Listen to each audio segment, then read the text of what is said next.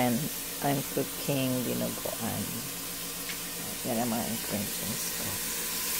Nag-isa tayo ng onion. Hanggang mag-crystallize siya, then I will put the garlic and ginger. Ayan, nag-crystallize na. Then let's put the garlic. Ayan, garlic. Ilagay natin, then gisa-gisa na.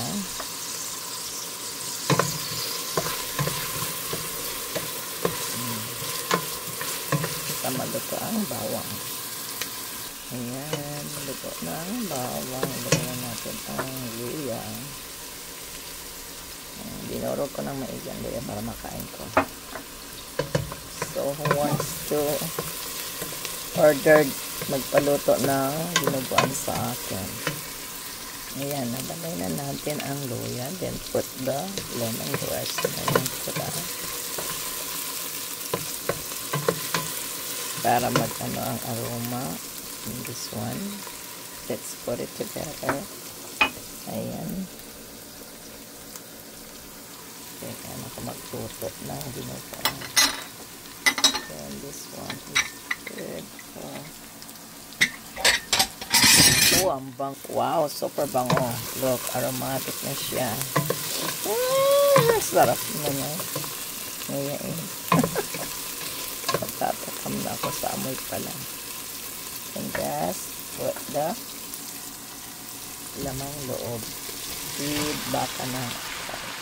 Patay ng baka. So, dami ko na namang hugasan. Yung gisa-gisa. Ayan. Habang nag-isa tayo, nilagay ko dito yung tanglad, yung lemongrass na galing dito sa dugo para mas malasa. Oh, ang bango! Wow, my God! Natatakam na ako kasi mamaya pag nilagay ko yung dugo, hindi ko na ito mahalo-halo dahil may suka. Tapos pagkagisa ito, pag nilagay yung dugo, huwag niyo munang tatakpan para yung suka ay, yung singaw ng suka ay lalabas, hindi siya maamoy suka. So, yummy talaga itong aking dinuguan. Ang sarap bang bang. Wow! My God, natatakam na ako. Yan. This is the blood. Ang ganda ng, ang bango pa ng aking sangkala. Ayan. Tikman niya natin.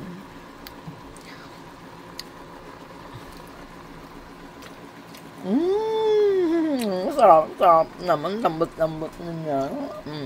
Siguro ready to put the suka. Nadadugo. The blood. Sarap. So, ilagay na natin yung dugo. Ready, go. Ayan na po siya. Pag po natin siya, haluin muna. Ano lang natin yung suka doon. So, pabayaan na natin siyang kumulo ng gayaan. So, ang dugo, buo yan. Hinugasan ko pa yan sa tubig. Ayan, nilagay ko yan sa strainer. So, ngayon, hintayin natin siya. Mag-set tayo ng 30 minutes na. Okay, and then the blood, itim na. Nandiyan na yung suka sa blood. And then, the sili and the tanglad. Oh, the lemongrass. Wow, sarap. I love myself cooking. Mahabang proseso ang paggawa ng dinuguan. Kasi masyado akong sensitive sa dugo. So, at ang mga lamang loob, kagabi, inano ko na to. Nilaga ko na siya sa mga herbs. Like, ginger, garlic, onions, bay leaf, and lemongrass. And, pepper. Black pepper. So, nilaga ko na siya. And then, kanina umaga, tinadtad ko. I chop it all. Then the blood, inugasan ko. And then, siyempre, dinurog-durog sa suka. And lemongrass with ginger. Yung dugo, may ginger yan, may lemongrass and suka. And pepper na hinalo ko na doon sa dugo. Then, I soak it for 1 hour ko pa siyang ibinabad kasi gusto ko yung dugo ay matanggal ang amoy. So, this is it. And then ito, gisa-gisa later. Wow, amoy-amoy na siya. Hindi mo yan siya nahaluin hanggat hindi pa siya kumukulong-kulong-kulong-kulo. So, pag kulong-kulong-kulo na siya, after 3 minutes, saka ko siya haluin. Dahil marami na akong hugasan, ilagay na natin ang ating chopping board dito sa ating mag-sterilize tayo. And I love this chopping board. Ang bango-bango. Yes, super bango siya. Yan. Mag-sterilize tayo ng ating mga utensils. Alright. Ang bango talaga ng aking chopping board. Tapos this one. This, super bango na. Banga. Nag-aromatic ang aking bahay. Ayan, kulong-kulo na siya. Pasisingawin na lang natin ang kanyang 3 minutes pasangawin natin ang amoy ng suka. Wow, sarap na nito. Tapos, after 3 minutes, takpan na natin. Haluin natin, tapos takpan. Ayan. Bango. Ang bango talaga niya. Super sarap. Natatakam na ako. I want to eat now. Papmukcha. Pali-palimukcha. Oh no. Ayan, malapit nang maluto. 15 minutes na lang. So, I try. Kulong-kulong na siya. Oh, ang sarap. Ang sarap. Walang ka amoy-amoy. Super sarap. Super sarap. Ito, tikpan natin, ha. Mag-enjoy ako sa aking dinuntunan. Long.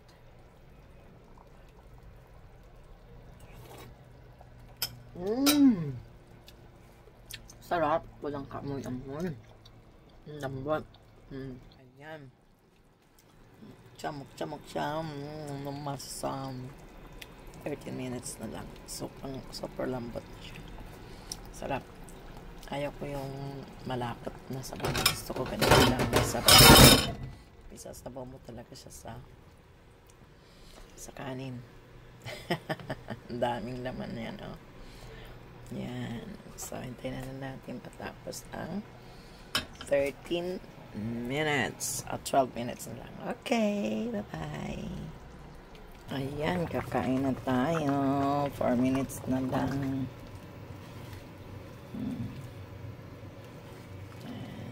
Masarap. Masarap. Marami. Ayaw ko maglagay ng cornstarch. Gusto ko tagayan lang. Malabnaw lang siya ang sabaw niya. Yung natural water lang niya. Kasi dagdag sakit yung magko-cornstarch pa tayo ng marami dyan.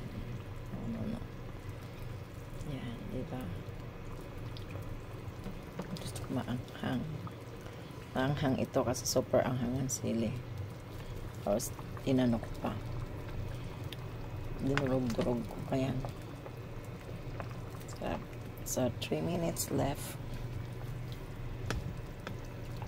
Yan. Sarap nito. Yan ang init. Dito tayo kakain sa malaking plato. Ang init ng ang init ng plato natin. Yan. Dito tayo at magkape tayo. Ang kanin ko Pwede to eat na rin ang kanin ko. Ayan, may rice. So, okay, turn on the light and let's eat. Magkain tayo ng dinuguan. Super bango. Sarap. Makcha, elbo na masa. Elbo na masa. Makcha. Sarap nito.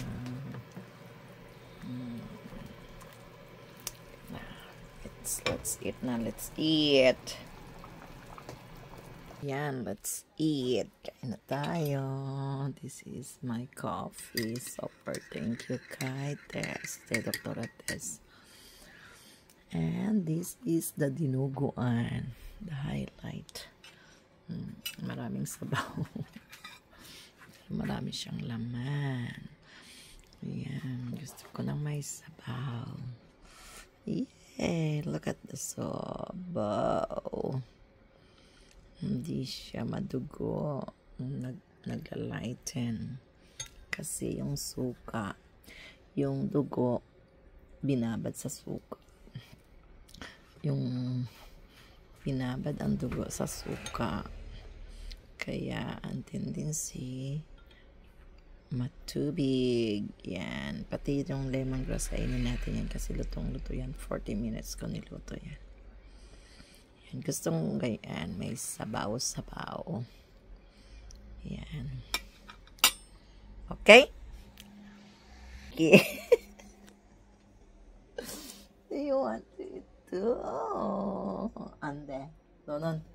Kan mo ba? Kan. 같이 먹어야 되는 거야. 알지? 이것도 안 먹어야 돼.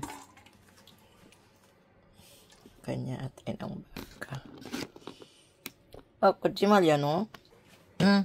먹어. 엄마도 밥 먹을 거야. Kain din ako.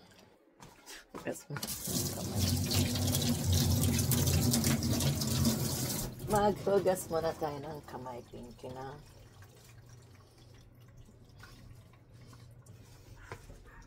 Tamogo. Alright. So, let's eat.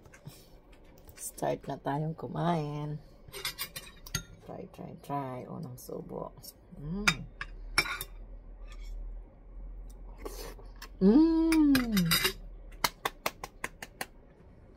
Dami.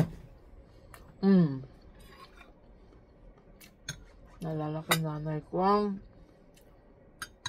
Ganito yung dinuguan na gawa niya. Masarap. Ang nilagay kong suka ay apple vinegar. Parang nasa probinsya ako ng aming bayan. Nasa Romblon. Nalala ko nanay ko. And Lord.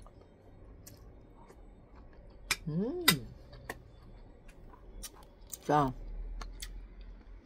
sarap. With matching Nurture coffee. With matching this coffee. Sinong gustong bumili ng kape? Mother Nurture Malongkay Coffee. Ang sarap talaga niya. Bili na kung sinong order na kung sinong gusto. Bye. Bye. Bye, Pinky. Bye. Set. Bye. Come here. Bye. Kain muna kami. Bye.